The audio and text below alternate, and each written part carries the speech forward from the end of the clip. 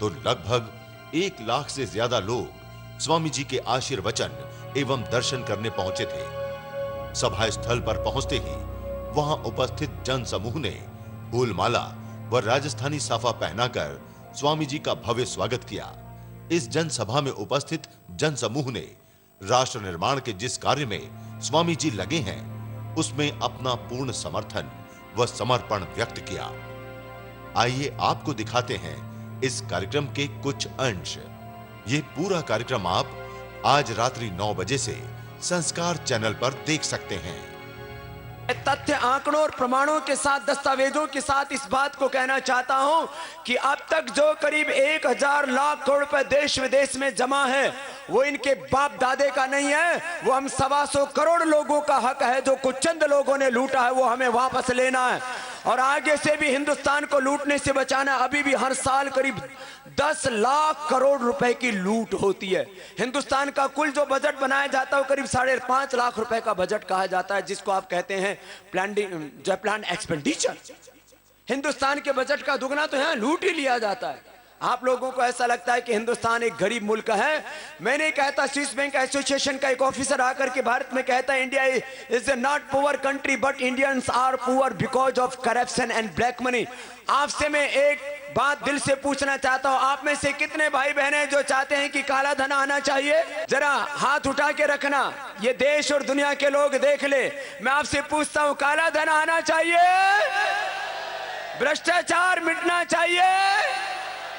ये भ्रष्ट व्यवस्था बदलनी चाहिए? क्या बेईमानों का हम पर शासन होना चाहिए? क्या माफियाओं का हम पर शासन होना चाहिए? क्या जिनकी इस देश में निष्ठा नहीं है उनका हम पर शासन होना चाहिए? तब ये देश बदल रहा है और इसका गवाह ये मेड़ता सिटी बना हुआ है। एक बार मैं आपका अभिनंदन करता हूं, आपकी शौर्य के लिए, स्वाभिमान के लिए। आज क्रांति के बुलबुले, विद्रोह की आग पूरे देश में भड़क रही है। अब तो ये परिवर्तन अवश्यंभावी है, दुनिया की कोई ताकत इसको रोक नहीं सकती। काला धन वापस दिलाने के लिए, भ्रष्टाचार मिटाने के लिए, इस भ्रष्ट व्यवस्था को बदलने के लिए जब तक एक बड़ी राजनीतिक शक्ति देश में खड़ी नहीं होगी, तब तक इन मुद्दों का समाधान नहीं निकलेगा।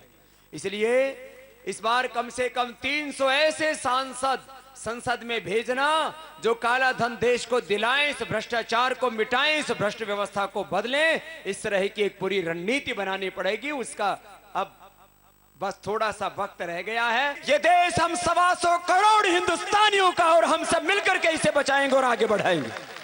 ये बात बड़ी जिम्मेदारी है, ये हमारा राष्ट्र धर्म है और इसको हमें निभाना है।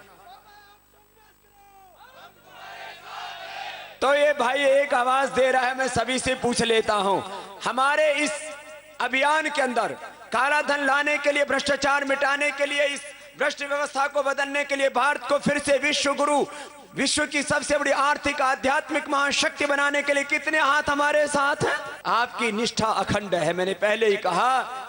और मेड़ता सिटी भक्ति की तो है ही स्थली।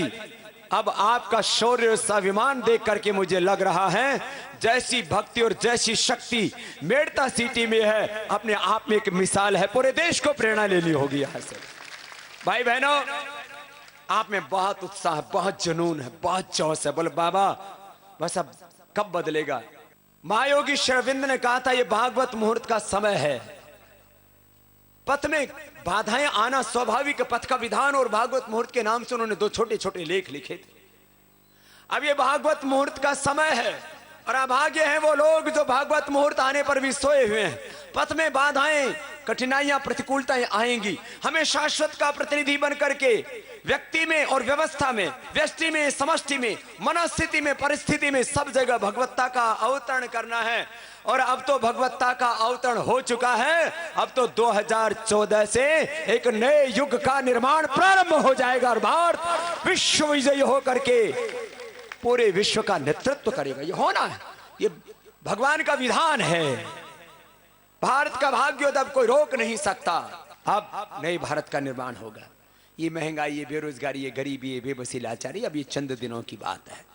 ये काले धन, भ्रष्टाचार और भ्रष्ट व्यवस्था का ही परिणाम है कि 125 करोड़ लोग आज कमोबेश दुखी हैं, अपने मूल अधिकारों से वंचित है।